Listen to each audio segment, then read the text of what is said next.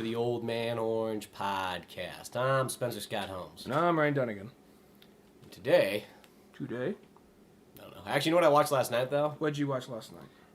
That, the Sonic the Hedgehog anime movie. I gave you that, actually. Yeah, that exact VHS copy. Because I used to have that movie, and then our VHS player broke.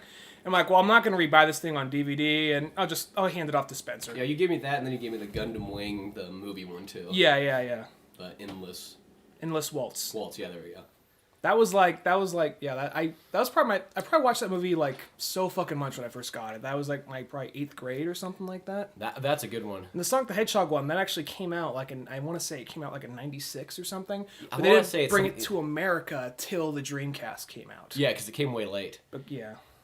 That's one of those ones, okay, I feel if you maybe had the Japanese version of it, it would be much better. That is one of those ones. Voice. No, like everybody's voice almost. The only person's voice that's sort of fine is Knuckles. But Sonic has he's like, Sonic, I got a southern drawl. Come on, Tail, we gotta go stop, bop, Nick. Well, it kind of changes. He kind of has Tails he literally has that voice when you squeeze your nose, like, hey Sonic, how you doing? I'm fucking annoying. Tails has that, and there's also Robotnik, Robotnik sounds the way you expect. Robotnik's just trying to bang this chick, this monkey chick too, who's got a tail. Is she a monkey? She's got a tail like Goku.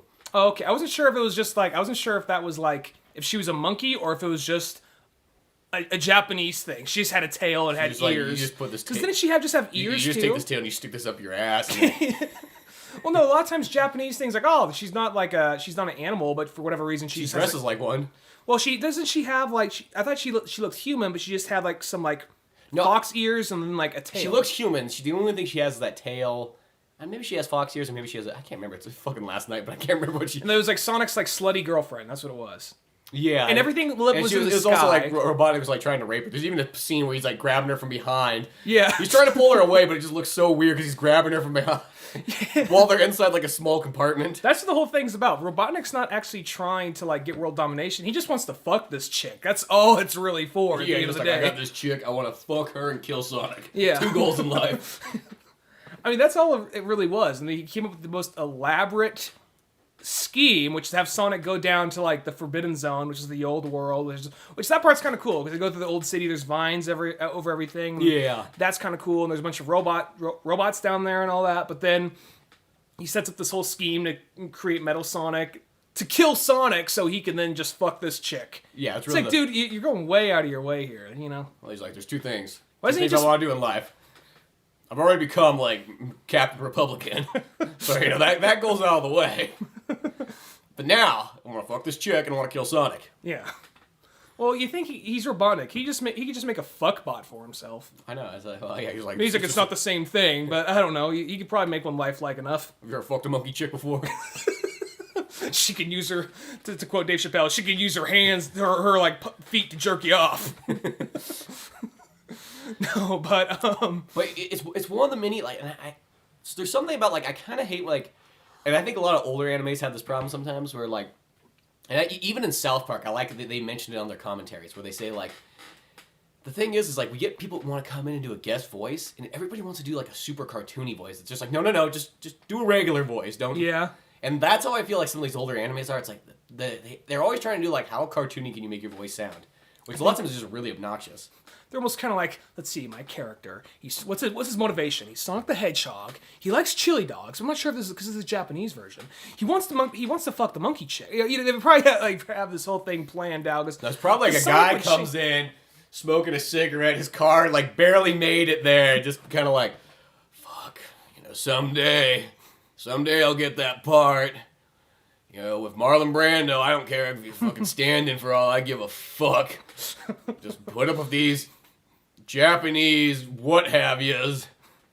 ADV. Yeah, it's $1,000. You'll get me through the next 2 months. Well, it's either that guy or it's the guy straight out of acting school.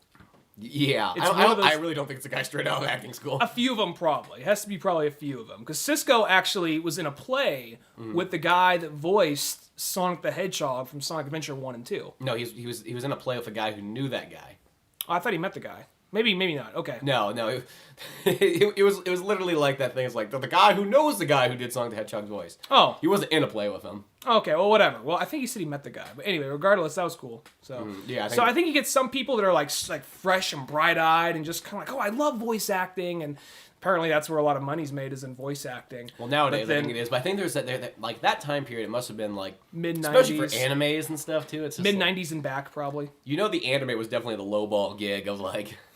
Yeah, it's probably the recording studio to like ADV and manga back in like late 80s, early 90s was probably some dude's manga's basement. the one you probably wish you were working at because that kind of had all the big early animes. Yeah, and then it was all, they had like, they just had people like just probably in their basement recording this. Because I was watching Street Fighter 2 the other day too, and that's the manga one. Yeah, when we watched oh, shit. Good going. Coffee, spilt. We're good. Go get a towel. Yeah, I got it. There's a blue one right there. Don't get that. Yeah, don't get the paper towels. Yeah, we're good. Saved it from the rug though. Anyway. Yeah, don't get on my fancy rug that I got for free. Well, it's free. It's apparently really expensive. It's apparently expensive, but we'll never know. You know, it used to be really nice. I used to like lay down on it. It was more comfortable than my bed. Anyway. Here, wipe the Sonic thing down. Sonic thing. Going back to Sonic. Get Sonic the Hedgehog coasters here. I know. 97 cents on sale at FYE. One of the only things that's a rarity at FYE. It's I always. I don't like, think I would have paid $4 for them, but when they're 97 cents. Fuck yeah, why not? Plus, it's like I always need coasters anyways. I got this nice like Depression era table that needs coasters. My great grandma would be proud if I have a coaster. No, you're pretty protective of this table. I noticed because whenever somebody sets something down here, you're like coaster right there, coaster. Like all right. I think it's just this like thing. It's like I remember my great grandma. She always had it like nice and no scratches and stuff. Even though it's got scratches on it from being almost 80 years old or something. But yeah, it's a nice table. Mm-hmm. It serves many purposes. Not only can you set your coffee on, it's got my computer on it. Yeah. Tables. And books and all kinds of stuff. Tables since 1600s, probably 1500. Actually, fuck, probably since 1400s. Like 1400s. No, but probably 1400s. First official kind of like. All right, it's wooden. It's fully sculpted. Here we go. Well, those like fancy kind of tables, Yeah. you'd say. Mm-hmm. Not the one where it's just like two raw, like Just like a piece of wood, like on like a slab of wood on like top two of boulders. Yeah. It's not even even. Mm-hmm. But I was watching Street Fighter 2 the other day too. That was another one. Mm-hmm. Like the Street Fighter 2, the animated movie. Yeah. The Japanese one. Which do you remember when that movie came out? I remember. Because it was kind of a big deal. I actually did it come out like right around the Street Fighter live action movie? It came out right after it, I think. So it might have came out about the same time in Japan. Mm-hmm. But I remember because that was one of the first times it was like, this cartoon, it's not like a kid's cartoon. It was even in theaters. I don't think it was in like every theater, but it was in theaters. Mm-hmm. And I remember because the big thing too is because HBO like picked it up. Yeah. They played it on there. Mm-hmm. And it was kind of sold as like, this is the first time that we were really allowing this adult cartoon to be on air. Yeah, I remember there was like this. I have the anniversary DVD of it. Mm-hmm. And I remember they had like the UK. They had like UK TV spots. And it was just like some like British black dude looked all like hip and super 90s, like slamming the like cassette into like the screen like Street Fighter 2, get it, man, you know, a new ass kicking movie, you know. I need to get that movie on DVD because my VHS, it's like it started to get that point. It's got, you know, they got like the staticiness to them. Yeah. And I was like, oh. My $15 VHS back in the day. But I want to say this though. Going back, Suncoast. Suncoast, they would fucking rob you. Suncoast. And FYE's the new Suncoast. I was gonna buy the DVD of it. I remember because like for the longest time I used to just watch it off TV. Mm-hmm. And then when I went to go and buy it, it was like, oh, I'm not paying $30 for the DVD. I'll pay $15 for the VHS. Yeah, I remember Suncoast was. You probably chuck that over there. Yeah. Ninja Chuck. Oh, there you go. I was gonna say not Suncoast, manga.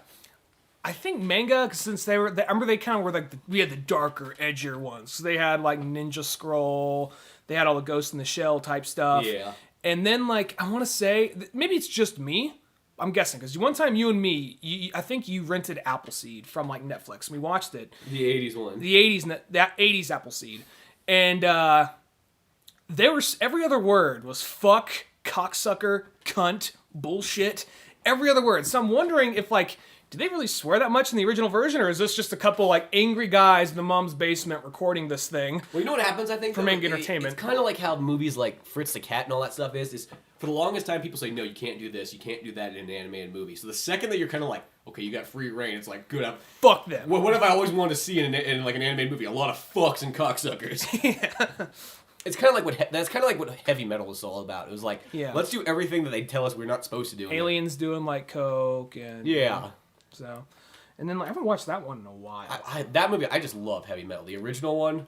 They were talking about for a while doing I'm assuming it was live action, like an anthology film, like a heavy metal anthology. It was going to be by different directors. There's going to be like a Robert Rodriguez segment, a Rob Zombie segment, I think an Eli Roth segment. It was just going to be all these different like live action segments based off. So that'd be really badass. I'd be totally down for that. You know, live action heavy metal. That'd be pretty cool. Mm-hmm. I think you could pull that off nowadays. I think you could. I think before people would be like, I don't know about this, but now everyone loves comics, and then plus those directors, whether you love them or hate them, they have their big fan. They all have a big fan base. It's going to see whatever they go, and you get that many people doing one thing. And I think you might just maybe get Quentin Tarantino in there. He might do it. If you get Robert Rodriguez, if you got Robert Rodriguez, Eli Roth, you probably get Edgar Wright. Yeah, because they all kind of come in a pack. Yeah, so I think, they're all friends. Maybe they can twist Quentin, at least produce it or something like that. Yeah. You'd probably get RZA in there making one too. Yeah, nowadays. Yeah, so. Since he's going to start off. Maybe that guy, like probably some people. The guy from Hobo with a Shotgun, maybe. That guy, then probably the guy who did, I didn't see the movie, but Attack of the Block. He's friends with Edgar Wright. Mm-hmm. And he's doing I think he's doing something big. I think he's doing the next Star Trek movie. Oh, really? Yeah. Wow, that's a big jump from Attack the Block to that. I want to see Attack the Block. I heard good things about it. Really? It's okay? Everyone else tells me it's really good. I don't know. Like, it's not bad, but it's not really amazing. Let's just say that. Mm-hmm. It's like, it's one of those ones, like, it's a decent flick. Oh, okay. It's decent. It's worth watching. I wouldn't say it's really worth owning. Were they trying to ride on this is from those guys that made Shaun of the Dead, even though it's not actually... Yeah, it really has that, like, on the cover of it and everything. Mm-hmm. Yeah. But, I watched World's End, like, 4 times. I bought that movie, and I love that I know. flick. I saw it every single time I go to Walmart, it's like, oh, no Blu-ray. I don't know if they're bringing it to Blu-ray, because they can... Well, it probably is. It's just, for some reason, Walmart probably kind of... No, I mean, for, like, Walmart, at least. Which I hate having to say, like, I gotta go to Walmart, but there's nothing left. They've taken all our video stores away from us. They have. Well, I guess they bought it off Amazon, but... Yeah. Sometimes there's that thing, it's like, well... There's Walmart, and then there's whatever kind of, like, grocery store sells the brand new movies. And then the sometimes those, it's like, they charge you, like, $30. You're like, no. Yeah. And if you go down to, say, like, Modesto, when you're all the way Modesto... You get, like, Best Buy and Target. Yeah, and if you go down there, and maybe it's just me, but if you go all the way down there, you don't want to buy something kind of like you can already get up the hill. You want to get something rare or hard to find. So, but no, that I'd actually like to see that now because you probably get all that like a live action heavy metal with all those different directors doing different anthologies. That's something I'd like. Yeah, that'd be really sweet. Well, that's pretty much what the original heavy metal was. It was a bunch of different directors and stuff. You can get Joe Dante back too, maybe. Yeah, what the fuck's he doing right now? Yeah. He's probably producing stuff, if I had to guess. Yeah, he's probably making movies that you sometimes guys make movies and you just kind of go, oh, he made that and that. He made Small Soldiers, which when watching that movie as a kid, I saw it in theaters, and I was kind of like, this is kind of like Gremlins, but with little robots. And then like years later, after IMDb was created, I'm like, oh, that makes sense. Exactly, yeah. That's another one I have on VHS that I need to pull out and just watch again. What's really weird when you think, because that movie was totally, it is a kid's movie to an extent, but it's kind of like, it's kind of weird they marketed that movie to kids as much as they did. Because you got these robots that are going around trying to kill children and families. I remember there was a part, because as a kid, I was kind of shocked. Like, they actually just do that? It was mostly comedic, but there's a part where, like, one of the robots came in, and he was on a little, like, vehicle thing that shot, like, they're the things you stick in the corn on the cob. And he shot it into the side of the kid's leg. And I was like, I turned to my dad in the movie. He's like, can they do that? Can they do that? It's because, Well, that movie's really made for, like, it's kind of like what a kid really wants to see. Mm-hmm. Not necessarily what the adults would normally give a kid to see. It's more like if a kid went out and made a movie, that's kind of how it feels to me. Yeah, it makes a good point. That's an amazing movie. There's some nostalgia to it. But I think that's what there is to it. It's more like, I just remember that movie being really cool when I was a kid. Tommy Lee Jones, of course, playing, like, that robot even kind of looked like Tommy Lee Jones. Yeah, I know. Well, it's kind of funny because it's like, it's sort of like Republicans versus Democrats in that movie, because, like... It is a case. It's just like, we're the hard-ass military guys. And the other's like, well, we just want peace on Earth. And live in our hippie communities. And like where we walk around with very little clothes and they're just kind of hiding the whole time too. yeah, They are kind of hiding. Like, well, that's what we do. We hide from. it's I don't our know what. skill is hiding. Yeah, it's like it is a kind of Democrats versus the Republicans, really. Except I think one of them actually does, and I want to say that they don't actually. The good robots don't actually win. I think it's the kid actually comes in and helps him at the very last minute or something. Yeah. Yeah. So. I was remember coming to a kid too. You're like, well, you know. Because you want to see the aliens do good. You want to see the aliens do good, but you're like, the aliens are still pretty cool too, though. The aliens, they were kind of pussies, though, when you think back in that movie. They were. You kind of like, if the aliens just had, like, that macho-ness that the other guys had. Well, there was, like, some cool... I mean, there were some moments they actually did fight back and started doing it and, like, actually started winning. Mm-hmm. But then, like, at some point, like, no, we're getting arrested. I mean, there's the guy with the big rock. It's all come back to me, because I'm remembering the toys, because that's what they're selling that movie on, was but go out and buy the fucking toys. Yeah. There's the guy with the big rock on his fist. Yeah, I remember There's that guy. There's the guy who's kind of like the Tasmanian devil. He spun around. Mm-hmm. There's the guy. This guy was Frank. I remember his name was. I had this action figure. His name was Frankenstein, because they ripped him apart and they actually had to put him back together. Yeah, I remember that guy. And there's Archer, the main guy. Yeah, Archer. Archer, yeah, but he was like a lion guy. Yeah, yeah, he was kind of kind of lion slash. And there's little like a Bigfoot. Yeah, there's like an eyeball like guy. There's a little like eyeball. That I remember that too. Yeah, so. And after that, I mean, aside from the Tommy Lee Jones robot, the rest just kind of run together. Yeah, it's been so. I mean, I probably haven't seen a movie for 15 years. When George Bush saw that movie, he's like, I like this movie. I'm taking after these guys a strategy. It's pretty good right here. You know what? I was watching another. Speaking of kind of classic '90s stuff, 1990 exactly. I was watching Tailspin again. Oh fuck! I forgot about Tailspin. Well, I found a couple of VHSs upstairs. I've been just watching all these VHSs that I find. Mm-hmm. And I found a couple of my old Tailspin ones, and I was watching those. And that show is that's a great show. It seems kind of weird. It has such a good concept too. When you think about it, it's kind of weird though. Like, how can we make? Well, I guess just take characters from the Jungle Book, throw them in clothes, and make them. That's like the one thing was like, where'd that come from? But yeah. Yeah, but just like that idea. It's like 1940s. And they're like all living on these islands. They all have seaplanes. Is it the 1940s? So that was like modern day. It just had that vibe to it. I think it's supposed to be like 1940s. Oh, okay. Because everything, if you look at all the technology and everything, the planes and everything like that, and there's even kind of like the Nazi guys, like the pig people. Yeah, and then there's like Shere Khan's an evil CEO, isn't he? Yeah, I mean, there's some things that look a little bit modern, but I mean, like, overall, it feels like it has like sort of like how Batman the animated series has like. Maybe it's not exactly like Batman 1938 or 40s or something like that, but it has everything looks like that. I remember there was an episode, I think they landed somewhere like, I'm not sure if it was like some Middle Eastern country they landed in, and Ka was actually the bad guy. He was like, Ka the Snake was actually the bad guy. He had like a metal jaw, and he was like some like terrorist leader, of course, you know? But just that concept, hold on. There we go. They must smell me. Yeah. Just that concept idea I think is so cool. It's these guys who fly delivery planes, and they have to deal with pirates. It is a very simple concept, but it's a cool one, yeah. Well, it's not really necessarily simple. It's just like one's like, that could be a great live-action movie. I'm surprised. You know, they've had to consider that. You don't have to call it like Tailspin necessarily, but just take that whole idea of like 1940s. Well, I guess kind of like Crimson Skies. Yeah. Disney at some point in time has probably had to roll around in their mind and think like, should we do like Actually, I don't think this is such a bad idea as long as you do it right, because Disney, let's be honest, they are a bunch of evil bastards, but they're smart evil bastards. As long as they can make a good movie. They can make a good movie. Say what you will about the rest of them, but Pirates of the Caribbean 1, I think that's a perfect action movie. That is really fantastic. That is a really good. I mean, yeah, it's just a fun movie, but but they did it right. I can't really think of anything to complain about in that movie. It's pretty darn perfect. And is like I mean, a lot of people didn't like Tron 2. I really liked Tron 2. Tron 2 is amazing. I thought Tron 2 was great. And I think that something they could do, really, is maybe take some of the... I mean, now would be the time to do it. Take some of these old 90s TV show properties and make either, depending on the property, a CG animated movie that looks really good, or a live-action one. Well, you know, you probably could do it just because, like, I mean... Make a live-action Gargoyles. That'd be badass. Yeah, that'd be really cool. But, like, Tailspin's one of those ones, you could really take that idea, and they don't have to be animals, necessarily. You could just make them all people...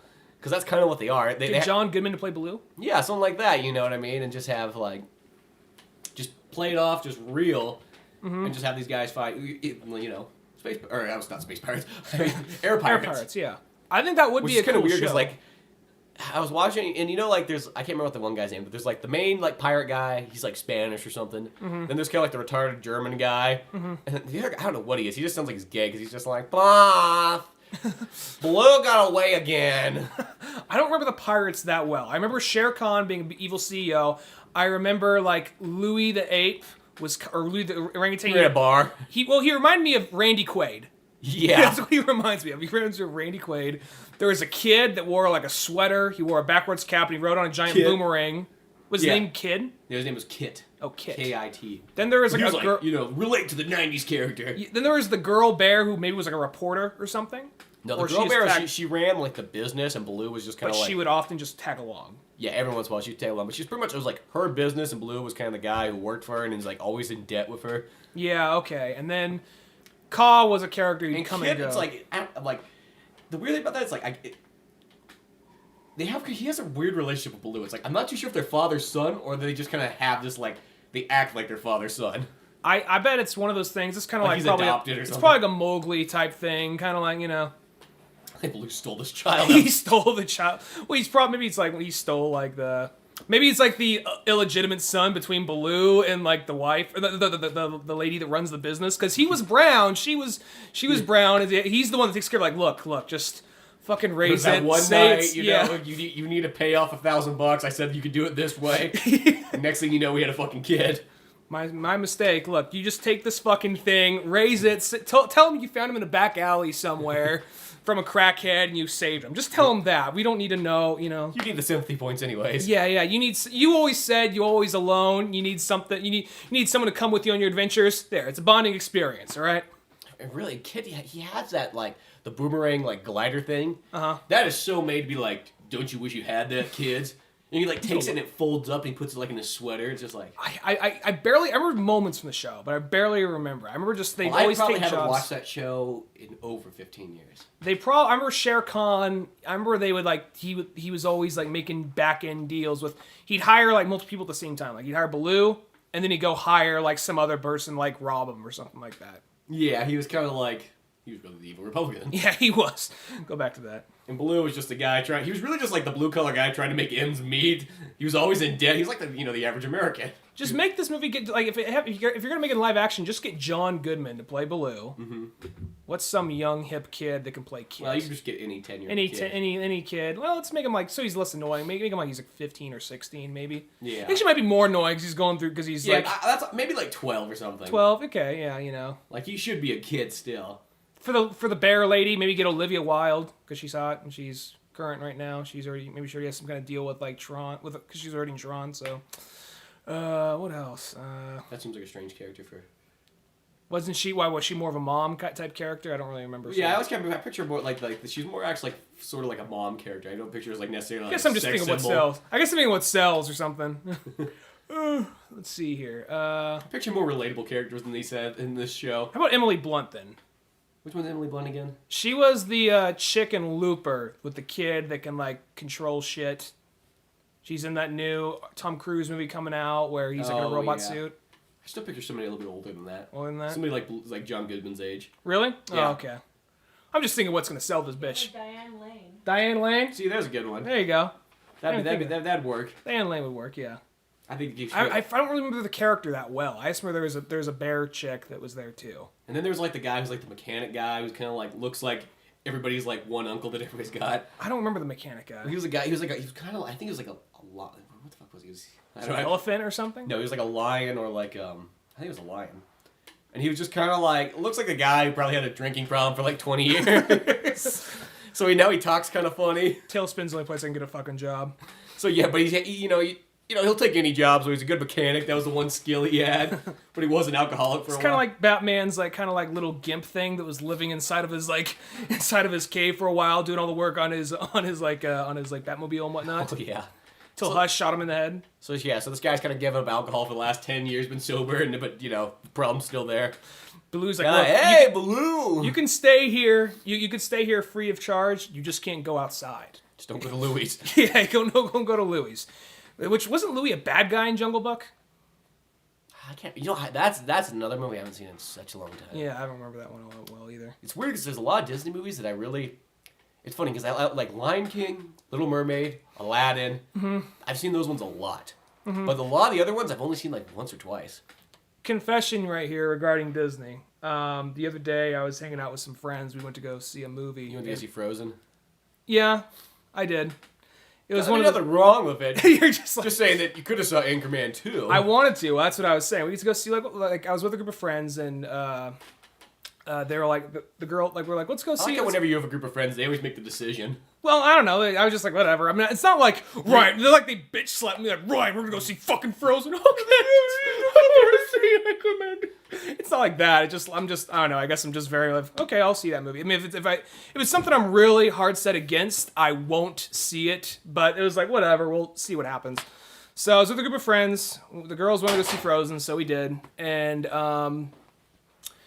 I'll be honest, it wasn't a bad movie. It was actually decent. And when it's not just like, oh, it was okay. It was actually a decent movie. The one thing I didn't know about it, and this probably would have steered me away from seeing it if I knew about it, there's actually singing in the movie. That singing wasn't in the trailers. It wasn't in the trailers, no. So I'm like, okay, it's one of those things because I could look back at movies like Aladdin or Lion King and just be kind of like, oh yeah, I grew up with this. This is good, you know? But now it's kind of weird. And anything that's not for my generation, I'm like, fuck this. So, and in all honesty, I mean, I think it was a decent movie. It just, the singing kind of wasn't really my thing because it was very much that Disney princess type thing. But they did a good job making the princess characters not so reliant on the men characters. They were actually, they could actually hold their own. They've been like that for quite a long time though. For a while. That's not like a new thing.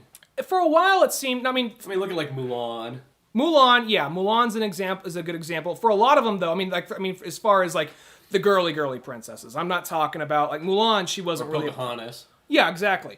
I'm talking about characters that are princesses that aren't like... You know, people that are of white descendants. No, I'm talking about... I didn't mean that. Not savages. I didn't mean it like that. I meant people that were like, you know, fucking... People that are princesses. I didn't mean some form of royalty. I mean it more on this aspect. If you look back on most of those movies, all the white chicks that live in a castle usually need to do something for them, which this movie, they kind of did it a little bit themselves. And there is a legitimate twist that I didn't see coming, because at some point, the Prince Charming-like character comes in, and he's a very likable guy. And Turns then... out to be gay. Turns out he's fucking the snowman. He's sucking the snowman's dick at the end of the movie. She walks in on him like, I didn't mean to. He's sucking up the snowman. He's like, oh shit, brain freeze. Oh. Give me a bowl of soup. Give that movie the Academy Award right there just for being ballsy enough to do that. And Disney's like, see, we're introducing a gay element. We're hip. It's only a matter of time before like Disney introduces like, here's our gay movie, but it's not going to be the Disney gay princess. Well, it's gonna be one of those things. I'll go back to the actual movie in a second. That'd be surprising. Just one day there's just the Disney. There is going to be the gay movie where there's just two like Prince Charmings. Yeah, that's going to happen one day, but it's not going to be just kind of like very subtle and just like, oh yeah, they just happen to be gay. It's like, look how fucking gay they are, you know. You know, so, there's probably like gay jokes every 5 seconds in it. It's Disney, I'm just guessing. But anyway, what ends up happening is that there's, her sister, there's like, I don't remember their names. There's like the blonde sister, she has these ice powers. There's the redhead sister, who is just a normal girl. See, in the trailers, they emphasize heavily on the snowman and the reindeers. Yeah, that's what they do. But to me, it's like that's the only characters I'm like picturing. The snowman is actually not that annoying. He's actually kind of a likable character, but he's a relatable character. I don't want to say he's a relatable character. Well, I really relate to that snowman. He's stupid, like me. I get it, you know. That what was I gonna say? Not doing myself any favors here by saying, are you stupid like me? No, I get it.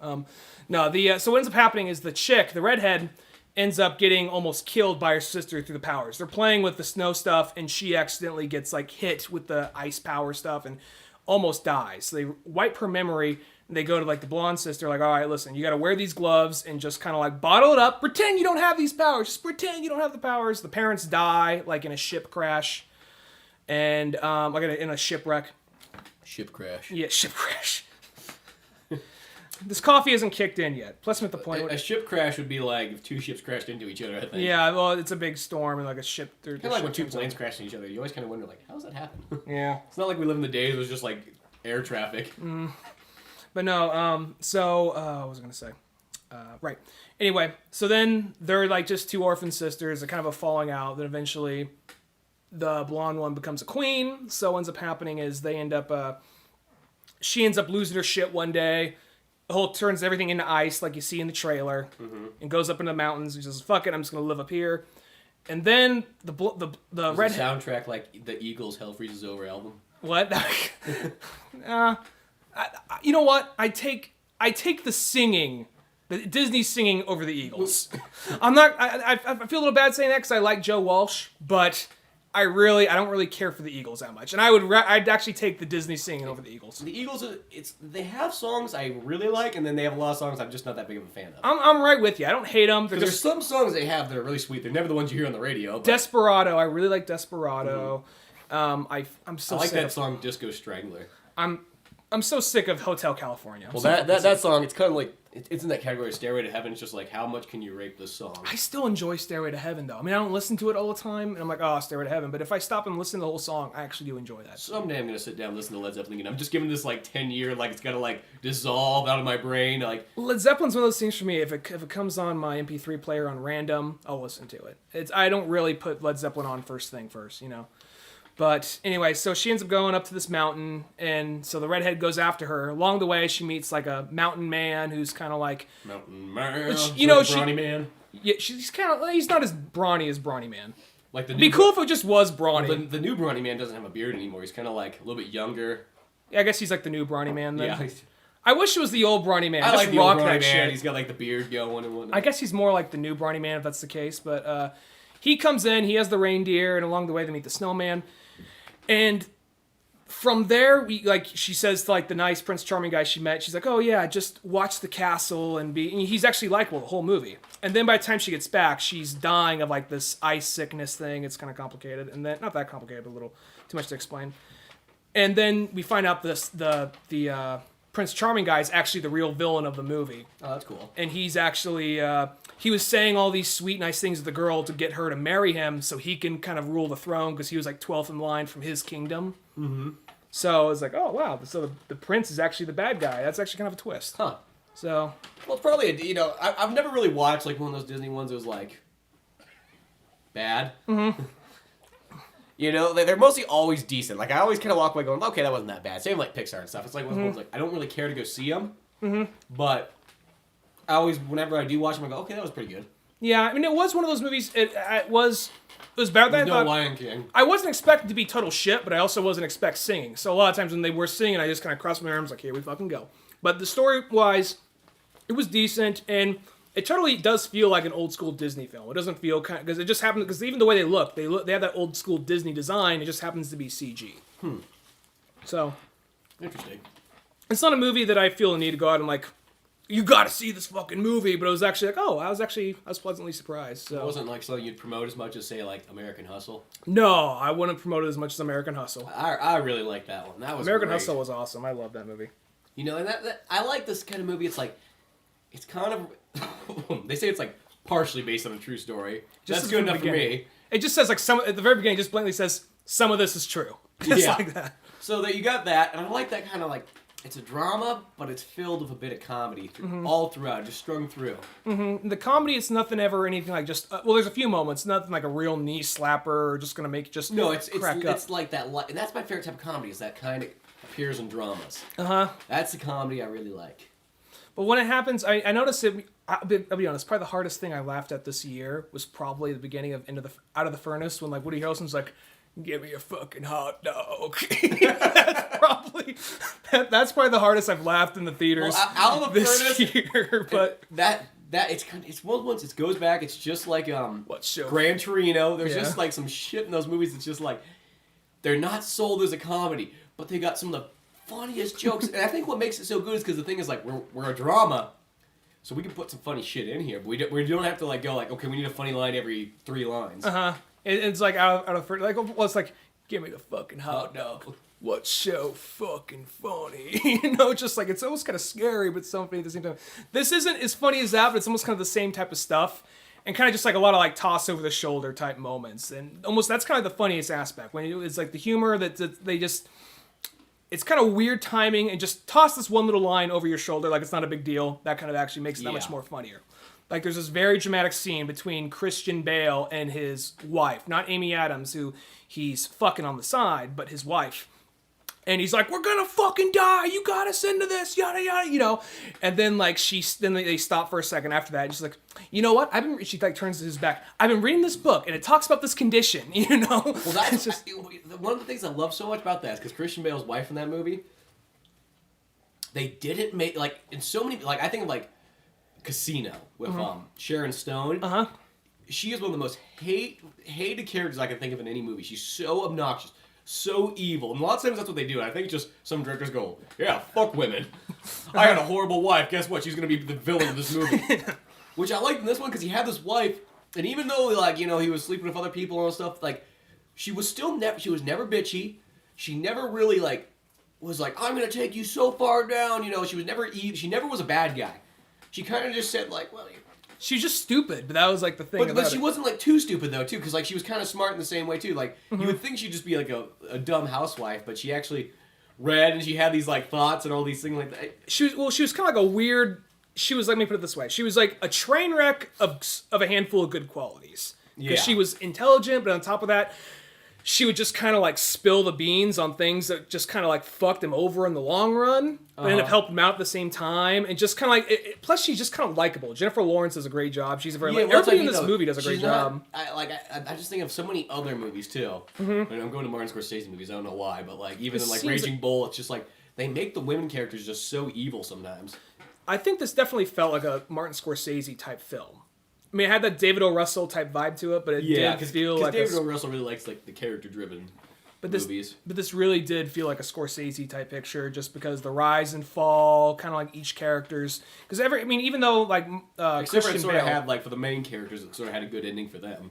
Yeah. Well, Christian Bale, which that was kind of... That's actually... I know David O. Russell, for being someone who's very, like... I mean, I've only seen a handful of his movies, but everything I've seen, it usually ends in a happy ending.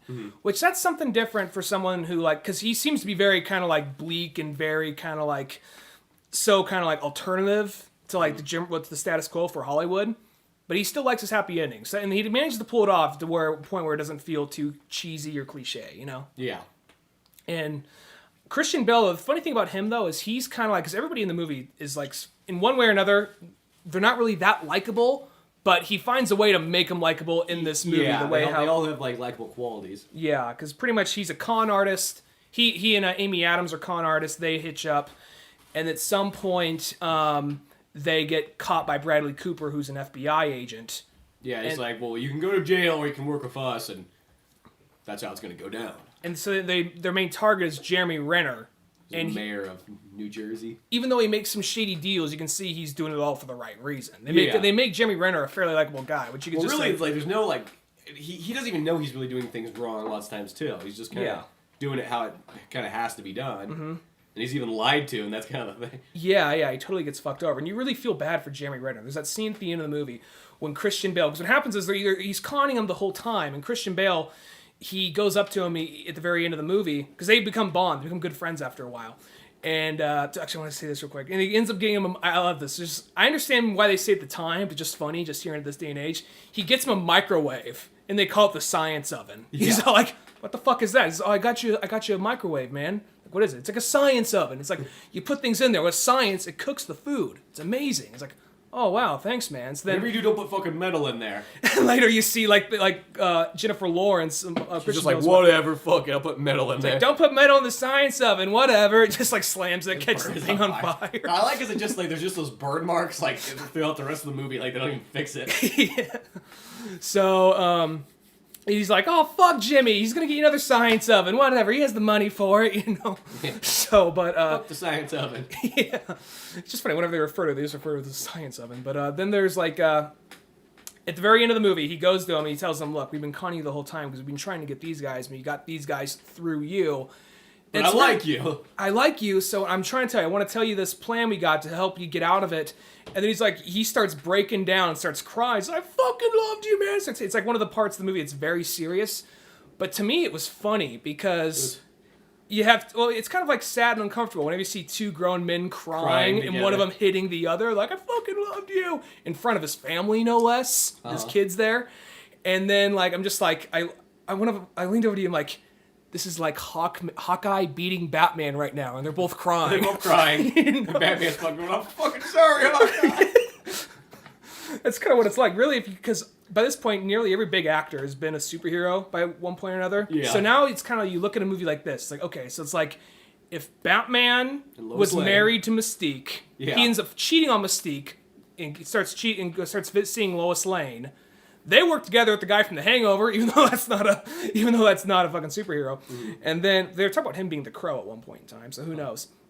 And then they're trying to screw over the Hawkeye. So, and I'm sure there's a few more in there that I'm forgetting, but yeah, there's a bunch of superheroes. Well, it's cool because they have like kind of like small cameos in a sense. Like Louis C.K. was in it. He wasn't even advertised. He does a fantastic job. And then Robert De Niro. That was a big like revealing of the curtain. Just like, guess who's in this movie? Boom, you know, because like, oh fuck. You even see him in the trailer, but it's from a distant enough shot you can't tell that's Robert De Niro. It's the part in the trailer when you see someone pulling a gun behind someone and shoot him in the back of the head. Robert De Niro, but you don't know that's him from that distance, and it's just one of those huge turnaround moments because he ends up being this mobster they have to do business with. And there's a lot of just small humor because like Christian Bale pretends like he's friends with a sheik with a lot of powerful influence because he's a small-time con man who's helping out the FBI in the long run. Yeah. And there's like, well, who's the sheik? What are you actually Middle Eastern or something? So it's like, no, man, I lay aluminum and roofing. You know, yeah, he just whispers. They're like an art gallery. Some guy's like, is that the sheik? I'm sorry, the sheik does not want to talk to you right now, sir. Well, then later on, they're like, Chris Bale's like, you didn't get my fucking guy? He's like, no, we got Dennis here or whatever. He's from Albuquerque, New Mexico. Mexican guy, like, he's not even Middle Eastern. He's not gonna know the difference. Yeah. And then later he says like, well, the name of this operation, it's like Saudi bag or something. Doesn't that sound just a little racist? What the fuck do you care? You're Mexican. It's just like that kind of humor right there. Yeah, there's a great humor throughout the whole thing. Just great scenes, good dialogue, characters. Bradley, I think they do a good job because Bradley Cooper, he's like one of those kind of characters. He really isn't likable. You see, he is kind of unbalanced and not really right, but he's not like irritating enough. Like, get him off the fucking screen. It's more like you need him there. He's sort of like the bad guy of the movie, but you don't hate him. Yeah, exactly. And plus, it's kind of small things. It's funny when you think about that. Like who's the bad guy of the movie? Oh, this guy's the FBI agent, not the car owners guy. Yeah. And plus, there's a little part when that you see when he has a little like it's the little things they add in. Like he has like he has little like cornrows in his hair. Not cornrows, but the curls. Little curls in his hair. When he has little curls in his hair at home, and he's like still living with his mom, and he's like engaged to a woman, but he's obsessed with Amy Adams. Yeah. He's even on the phone with Amy Adams. He's like, is that your fiance? Yeah, whatever, fuck it. He doesn't care. He's obsessed with this woman right in front of his fiance. Everyone's like, whatever about it. You're like, aren't you gonna come back and pray? So, and then it's just also the things like, because Louis C.K. I like how he's like kind of like the serious character of the whole movie. But a lot of comedy's built around him. But he's not the one doing the funny lines, though. I think that's what makes it almost funnier. Yeah, and there's a part where he's all like, he's almost treating like Bradley Cooper, like, because he was Bradley Cooper's mentor in the movie, and he's saying to him like, I got a story for you, and it's like the story that slowly builds up. He's like, you see, I like to go ice fishing, and every once in a while during December we'd go out. He's like, oh, let me get this straight. You fell through the ice. No, that's not what happened. We never get the end of the story because he always keeps on interrupting him. He tries to tell him the story later, and he keeps going back to the story throughout the movie. And at some point, Bradley Cooper, because he's not giving him what Bradley Cooper wants, so Bradley Cooper goes and kicks the shit out of him. He's like, I'm gonna kick your fucking ass. And you see Louis C.K. giving his testament, and he's just talking to the side. The camera slowly pounds around. You see he has like an eye patch, all these like cuts and like, I'm sorry, I lost my temper, like in the corner. I like how like as soon as he's giving this like testimony and stuff, and then like Bradley Cooper busts in, he's like, well, you know what, I got the idea. This is what we're gonna do. And the guy's like, yeah, that sounds great. He's like, and Louis C.K.'s like, can I finish? Like, what the fuck? He's like, oh, we'll get back to that. Water in the bridge. Yeah. And once Louis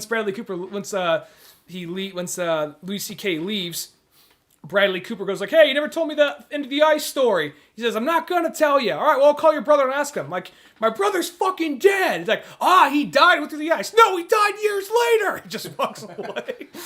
Oh yeah, There's so many great little things in that movie. Yeah, this is a movie I'd like to buy eventually. Maybe not like right away, but eventually. Yeah, I'd it probably would be when I'd buy it right away. Because it's not one of those movies where you would sit down and watch it like a bunch of times in a row. Yeah, this is probably one of It's those one of movies. those ones you'd watch every once in a while. Probably like maybe once a year or something like that. Yeah, or once every couple of years probably. Yeah, I still really enjoyed it though. Yeah, it's kind of like a more. I'm not saying anything, like really like movie like sometimes a movie can actually be a lesser movie, but you could watch it more. It just depends like what kind of style of movie it is. Yeah, at the same time, I think another example, like, I mean, when we first saw it, I'm like, it was good. I don't think I need to own it, but watching it again, I actually liked the movie a lot more, was Argo. And, okay. Like I said, the American. Oh, American. That was another one of those ones, too. We said that about American, but Argo, it's a movie that, like, the more I saw, because I ended up seeing that movie 4 times. Well, that's when we did our top 10 of last year. It was in our, like, you know, it'd probably be like 11 or 12, and then it got nominated as Best Movie of the Year. Yeah, but for me, thinking back, that probably, when we were doing our top 10 last year, that probably for me would have been my personal number, like 6 or 7 probably. Yeah, it probably would have been maybe a tad higher. I don't know. For me personally, but yeah, I really like that movie a lot. And this is kind of like an Argo in a sense because it has that vibe of it being you can't watch it all the time, but when you do watch it, you'll really enjoy it. And it's a really well-made movie. And Spencer ran off, and I'm kind of running out of things to say right now. So, Laura, how are you doing? I'm doing good. What book are you reading? It's a Nora Roberts book. Nora Roberts? Mm-hmm. Tell the audience about Nora Roberts. What am I gonna talk? I gotta talk to somebody. Spencer's taking a piss. He didn't turn... There's one more thing he has to edit out if he wants to. So what's your Nora Roberts book about? I don't know. I haven't read it yet, so. Oh, I see you're on the second page. Oh, hell, you're back. Well, it's funny. It's like when I drink tea, it makes me gotta pee really bad by about 40-minute mark or so. When I drink like a Monster, it's not nearly as bad. I got like an hour or something. From my face already. Well, the audience can't see how red your face is right now, so it's all right. But no, American Hustle, highly recommended. Highly recommended. As I said, there's something about like because there's some movies you can watch over like 100 times and they never get bad, like like a Jurassic Park or a Star Wars. But some of my favorite movies, I've probably only seen them like 5 times. I haven't really watched them that many times. Some really good movies. They don't need to be watched. You almost like they're better when you watch them every like 4 years or something. Like a Shawshank Redemption, maybe. Yeah, something like that. Or a Jackie Brown. Yeah. I don't think I like Jackie. I don't think I like this. I don't think I like Jackie Brown as much as I liked American Hustle, but still. But yeah, sort of like that. But there's some movies you don't watch them every year, but whenever you watch them, you're just like, oh, it's fucking amazing. Yeah. But speaking of another thing that was fucking amazing, we got the new Starbomb album. It's their first album. First album, I guess. It's new, but not, New-ish. Yeah. Well, it is a new album, like but it's like 4 days old. Let's explain what Starbomb is. Pretty much, if you listen to this, you probably know what Egoraptor is. If you don't know what Egoraptor is, he's this guy who does these animated... He did the Metal Gear Awesome. That's mostly how I always see it. Yeah, and it's either you know what I'm talking about or you have no idea what I'm talking about after this point. Well, I'll just sum up if people don't know by this point. He does all these animated parodies of video games. He just sums up like a video game, like in a 30-second to like 2-minute animated cartoon. He's probably the most popular guy. He is the most popular guy in Newgrounds, and he's really popular on YouTube as well. And he's been on other stuff. He's the guy he's the other guy of Game Grumps that's not John Drawn. Yeah. I was thinking about that. I was telling Laura that. I was like, try to explain that to your parents. Well, what's this Game Grumps thing? Well, it's this guy named Egoraptor and Jontron, and right there's probably where they cut you off. Yeah. Wait, explain what, and then... Well, go back. Wait, Egoraptor and Jontron? Yeah. And when I think about Egoraptor, that was a name he made when he was 12 years old, when he first went on to, the internet. Uh-huh. He's kind of just, sort of stuck with it by now. He said in an interview that there was, it's probably not like he hates the name, but I mean, it's just one of those ones, that's who he is. He said, in an interview one time that there was, a Lego set of different dinosaurs, and there was one that was called the Egoraptor, and that was his favorite, so that's where he got it from. That's what he said in an interview, so... and then there's this other group called Ninja Sex Party. Which is a 2-man group. A guy named Danny Sexbang, and then a guy named Ninja Brian who does all the music for it, and Danny Sexbang does all the singing, and they primarily do comedic songs. And they have some pretty funny ones. One's called For No Reason Boner. Well, they're like Steel Panther, but if they did kind of poppy techno music. Yeah, and they're actually pretty good. I think they're really funny. And so this is Egoraptor and Ninja Sex Party together pumping out an album because Egoraptor, he did like an animated segment for one of their videos, and it was pretty funny. It was called Dinosaur Laser Fight. Yeah. That's the name of it. It's a pretty funny song. So they did this album together, and pretty much the theme of this is it's the three of them working together. Egoraptor does more of like the rap kind of lyrics. Danny Sexbang does the backup stuff, and Ninja Boy. Well, he does like all like the chorus and all backups, like the non-rapping stuff. And then the Ninja guy does all the music. Yeah. And then the Makes Ninja guy does sense. all the fucking work. Yeah. And then and pretty much all the songs are video game themed, primarily retro game themed. And that's like the one thing when I saw that, it was just like Ryan called me up he sent me a message like, "Did you see the new like Egoraptor video?" I'm like, "No." And I go on my phone, I'm like, "Gotta see this." And it's this. I check it out, I'm like, "Oh my god, there's a fucking song." And then like the band title comes down at the end. I'm like, and the next day I was like at 6 a.m. I was fucking like on the internet downloading that album. I was downloading it, but like I went on there and was like, I'm not gonna download it from iTunes. Okay, CD Baby is my only other choice at the moment. Well, I gotta take that one. I know what that site is. I went to Amazon, and yeah, I'll be honest with you. Amazon wasn't even there yet. I got it. To me, it's one of those things like I can listen. I mean, I can't remember the last time I listened to a CD this much back to back. It's all I really listened to the last like for 3 days. 3 days. I think it 3 or 4 days. I got it Wednesday morning, and I've listened to that album just constantly over and over. Mm-hmm. And I can listen to it like I can listen to it in the car. I can listen to it while I work out. And like it's a very versatile album. Yeah. Because some music, you listen to it and like it works for in the car, doesn't necessarily for working out, and so on. But I'm even thinking like, okay, I look at like the sort of the last albums I've got. The Avenged Sevenfold one, the newest one. I've probably listened to this one, Starbomb, more than I have in that Avenged Sevenfold one. That one's almost like 6 months old by now. Yeah. Same with even like the new Pearl Jam, and even other bands I really like. But I think what makes this one different though is you just don't really get that much video game music. Yes, I know there is some bands out there, but a lot of times they always kind of been kind of like, oh, it just kind of seems like a couple nerdy guys in their basement happen to get a couple. The garage band. Like it almost like it's like, almost like the cool level kind of goes out the window, and you're like, well. Well, this one right here, what's funny about it is, what's cool about it is the fact that they do have these really funny songs. What works out, it's just not like, yo, Mario, man, he goes down pipes. No, they do the song like, they'll literally spell out a situation. The song is a scene. It's actually a story. Every song's a story. Every song is literally a story with these characters involved, and they happen to be funny as shit, but if you just even take away the funny lyrics... It's a really good songs. Yeah, they're the beats and all that is strong enough to stand on its own. Well, that's really,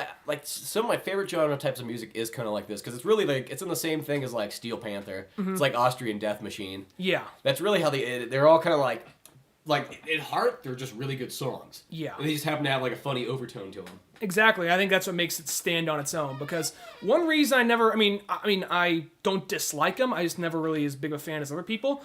I was never really that much into Weird Al. I know he does have his own solo stuff. I know the guy is really talented because he can do all that stuff on his own. Yeah. But it's just so like, I love Rocky Road. It's just so kind of like his first song ever. Well, still, you know what I mean? Like, it's a lot of that. That's almost like going back and kicking the guy in the balls for doing like something like 23 years ago or not. All right, whatever. But it's just still, he has a lot of that kind of very. Some of the songs are pretty funny, but it still has a lot of that kind of a cheese factor to it, to me at least. And I never really got into Weird Al for, I guess, maybe I'm going off that first couple albums, but. See, and I always liked Weird Al, but the thing about Weird Al is like he has his own songs, but most of his songs are kind of parody songs. Mm-hmm. Which I kind of like when you see things like Steel Panther and Starbomb and Austrian Death Machine. Mm-hmm. They're all about something, but they're all their own original songs. Yeah. I guess that's the thing with Weird Al. I mean, I'm not trying to kick the guy in the balls, because I know he does have his own stuff, and I know he is a very talented musician. He can do a lot. I just never really got into his stuff, where this is something right here, it feels like it can stand on its own, it's still just funny. At some point, though, you should go to a Weird Al concert, though. He's like one of the best like live performer musicians out there. Oh, he is? He blows everybody else away. He's so much better.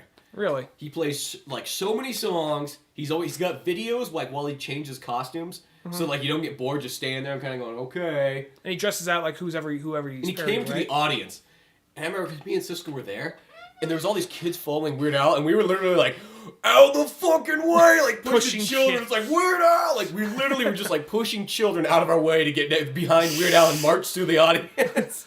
Did you guys actually get right behind him?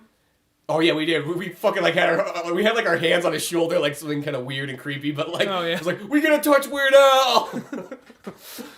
And you know that the parents were just going like, Jesus Christ, look at those two. Like, because we must have been like 19 or 20 at that time. Yeah. Just like, God, fucking like... Swinging elbows, just kneeing kids in the face. Yeah, like everybody else like 10 weird years out. old. And we're just like, I mean, the audience there was really old, but there wasn't like any older people like up marching. It wasn't, you see a bunch of 45-year-old guys marching behind Weird Al. But there was still a lot. It was like a very diverse age range. What song were you marching to? Do you remember? I can't remember which one he was singing at that point. But, you know, I mean, he literally played like almost everything you'd expect him to play. He didn't like leave too much out. Yeah.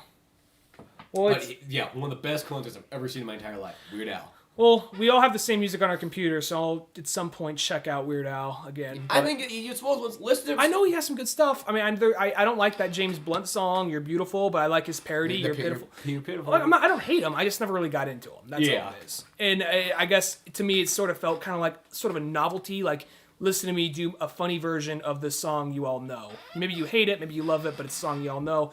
And I know he has his own original stuff. I'll say this. I did like his parody, because I already hate the actual version. I liked his parody of R. Kelly's Trapped in the Closet. That was actually pretty good. Trapped in the Drive-Thru. Trapped in the Drive-Thru. That was actually pretty good right there, yeah. But, Well, it's even like the songs that, like, even if you like the songs, I like when he just, like, the different ones he has. And then there's, for instance, like, this actually does some... I don't feel like you need to totally know what all these characters of video games are to get the songs. But I think it makes the experience so much better. Because, like, does. that's to me what makes it so funny is I listen to, like, the Sonic the Hedgehog song, and it's about, like, Tails just fucking methed out and, like, gonna kill somebody and whatnot, and really taking over and not being a pushover anymore. So I just picture Tails singing these words, because these are all, like, first-person, like, songs. It's not like they're singing about Mario. It's singing, like, they are Mario, Luigi, and Peach, or they are Sonic and Tails, or they are fucking... Samus and... Samus Aran and... Then there's a part, other like... people. The Mother Brain, other Metroid characters. Samus. Well, yeah, other Pokemon characters and Kirby and so on. Which I'll say this, the whole the Sonic one, which is called Sonic's Best Pal, that one, because when the Sonic's singing, Danny Sexbang is Sonic. He's just like, "Hey Tails, let's go have a fun time." He just has a super happy music. And then when Egoraptor is singing his Tails, so then when it gets to Tails, you hear this angry guitar. It turns into like a rap metal song. So yeah, like loud. And then like like when like Egoraptor singing his Tails, and an angry voice like, "Fuck your ring, Sonic! I want to kill a motherfucker!" So it's just like this, and it goes back to, "Well, Tails, that's funny." It just goes back to, It's just like, "Hey, Tails, what do you think of that?" Just goes back. He sings about like killing Eggman with a gun. He's like, "I got a fucking solution to this." Yeah, there's a funny ass part where he's all like, he says like, I think one of the first verse of Tails, the ending lyrics, the end of the first lyrics is, I'm gonna skull fuck your soul, and then he screams like an angry primal PCP driven scream. Yeah. Just a faint little pause. "Well, Tails, that's nice," Yeah. So He goes back to it. the Mario one, it's called Luigi's Ballad, and you could see the video to that one. Yeah, there's an animated music video. The Egoraptor did. It's a really good video, and it's a really funny song too. Yeah, that great video, great song. That one and the Tail song are the two best songs, I think. That one, and then another one I really like, even though I don't give a shit for the actual game, I love the Animal Crossing one. The Animal Crossing one's great. I mean, I never played the game, but I know what it's about, and I can already kind of tell what it's about. And like the part where he's all like, he's singing as the raccoon in that game, the mayor raccoon, and just talking about how he runs this town with like an iron fist, and he's just so like violent and angry. Yeah, and he's just got his fucking thumb down on everybody. And he ends with like him like just one of those things where just like it's not even rapping, but he's just like saying all this mean shit. He says like, just, "You don't like my prices? Then leave." "Oh wait, you can't! You're trapped in my town, bitch!"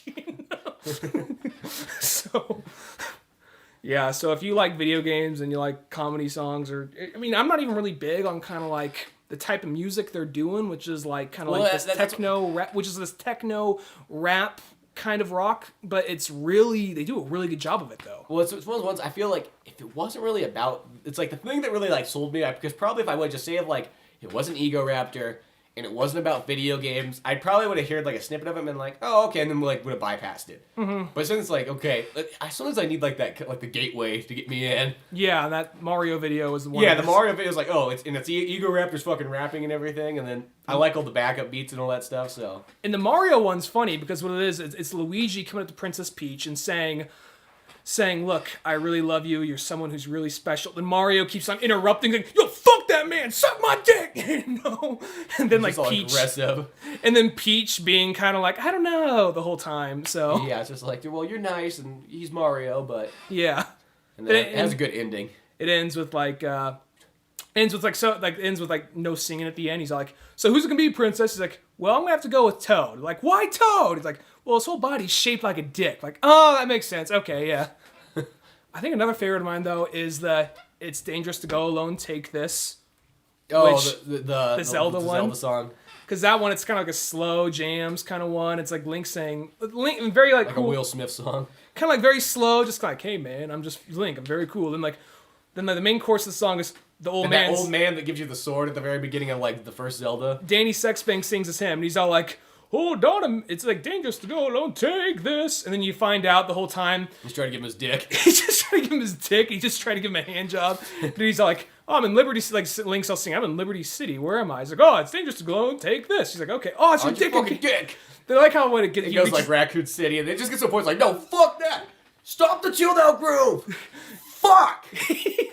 "I'm not grabbing your fucking dick," and he just walks off. That's the end of the song. Well, really, I think if you had to point out the best, skill that Egoraptor has, is he has like one of the best yelling voices. Because really, that's like what, like when I think of like his, if you had to write down like a job interview and you say, "What's your number one skill?" Fucking yelling. I think you put animation first, but then probably Well, second. but that's what makes his animations though. Like without the yelling, I don't know if the animation. with the look of the way the characters look and the facial expressions. Well, it doesn't have to be like that. It's I think that over the animation itself, it's the yelling. That's like that's like the thing that makes him so funny. Because he can yell and still, you could still yell loudly and angrily, but still you can understand what he's saying. Yeah, but it's just the way he does it. I think that tops the animation, tops everything. It's just that's what makes.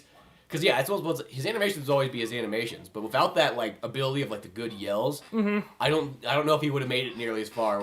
That's like what he's so good at. Yeah. Well, it's a pretty good. I honestly say it's probably one of my favorite albums I bought this year, and that's saying a lot because Pearl Jam and Deer Tick came out with an album this year, so it's saying a lot. Sevenfold and Wednesday 13 came out with one for me too, and it's just like Iggy Pop came out with one, so it's kind of like. This is up there with my top 5. I don't know where exactly, but it's up there. And if you like video games, I urge you to go out and buy it. So. Well, it is one that's. I always go back to think it's just like there's just not. Video game music I think that's what kind of does too. It's just brand new in a sense. I know there's bands out there that do it, but I just feel like a lot of those ones. I remember just seeing some of them like appear like on G4 a long time ago, and you're just kind of like, okay. Well, it felt like people. I mean, I liked Ninja Sex Party. Or Ninja Sex Party. I always liked them, but I never really kept up with a bunch of their videos. You know what I mean? It's kind of like I'd watch them here. 2 albums, I noticed. I would watch them here and there, and I always enjoyed them and always laughed. And I knew they were skilled, but this one kind of showed me, they're way more skilled than I thought they were. Plus, adding Egoraptor to it. Plus, he's really good at rapping. I mean, yeah, I'm no rap aficionado, but I always wondered, like, did he ever play music beforehand? The only thing I can think that's like where that starts from is from the Knuckles Chaotix video.